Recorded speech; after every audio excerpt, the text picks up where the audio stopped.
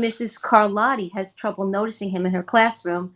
She's too busy dealing with Nathan and Sophie. Nathan has a problem with what Mrs. Carlotti calls volume. He uses his outside voice inside too much. Sophie whines and complains when she doesn't get her way. Nathan and Sophie take up a lot of space. Brian doesn't. When the bell rings for recess, Micah and JT take turns choosing kids for their kickball teams. The best players get picked first, then the best friends of the best players, then the friends of the best friends. Only Brian is left waiting and hoping.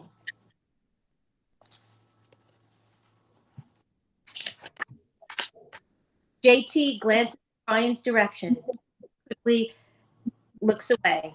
We've got enough players for each team, he tells the others. Let's play ball. In the cafeteria, Madison and her friends talk about her birthday party. The rope swing over the pool was awesome, says JT. Yes, so was the water slide, adds Fiona. That was the best pool party ever. I'm so glad you guys had fun, says Madison. Everybody did except Brian. He wasn't invited.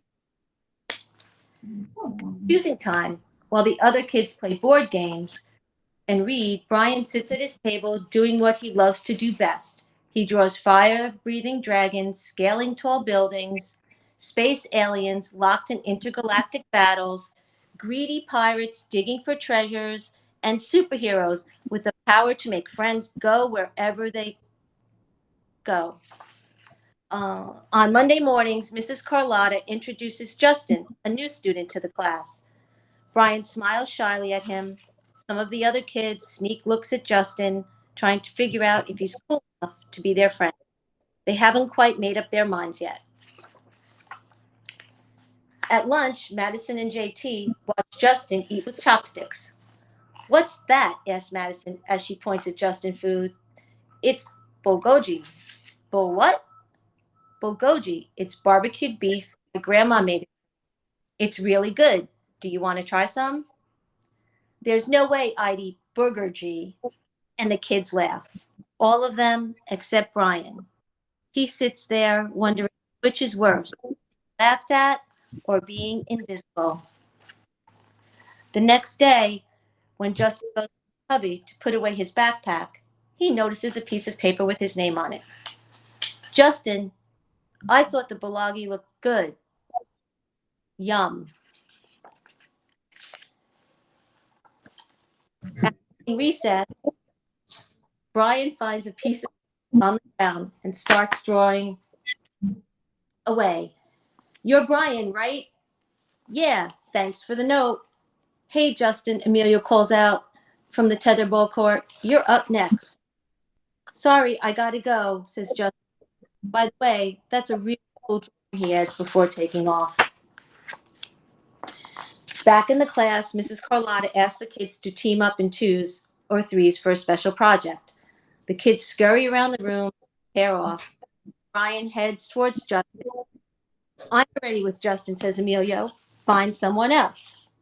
Brian looks at the floor, wishing he could draw right there to swallow him up. Mrs. Carlotta said we can have up to 3 people in our group. We're only 2. Come on, Emilio. Let him work with us. Okay, I guess. Mrs. Carlotta gives the class directions for the project. Your assignment is to work together to write a story about what you see in that photograph. Use your imagination. Wow, cool, says Emilio. What kind of people do you think would live in houses like that? I don't know, but I bet Brian could draw them to go with our story. Brian smiles as he takes out his lucky pen. Watch, ready? Okay.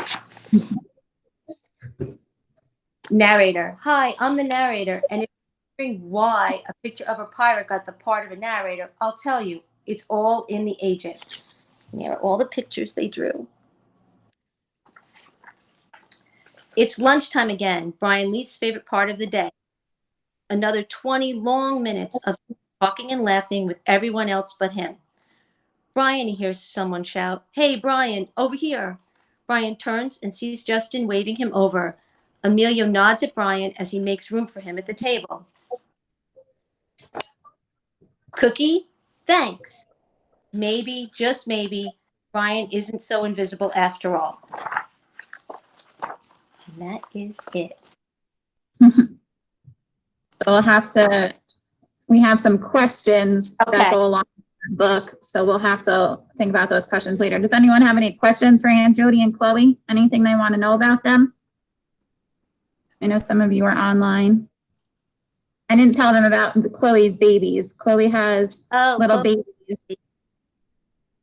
So those are Chloe's little babies. She carries like big stuffed animals in her mouth and she just walks around with them and snuggles up with them. But she has like giant ones that she just likes. So she just holds them in her mouth. She doesn't play with them, tear them apart. She just carries them around with her. That's right. And she leans down. I thought it was just a really furry dog. I felt A peanut. No, she's not laying on a peanut. She's laying on a bone. Small dog. Boys' pillows too. Yep, she uses them as pillows. And Chloe, sometimes she would go and visit kids who are in the hospital and she sits there and she reads with them. So she reads the books. Sometimes she turns the pages for them. So it's very cute. Yes. I thought it would be a cool special guest for us. Thank you for joining us. Of course. Thanks for coming. Enjoyed the book and maybe Yes. come in person. That would be fun. Yeah.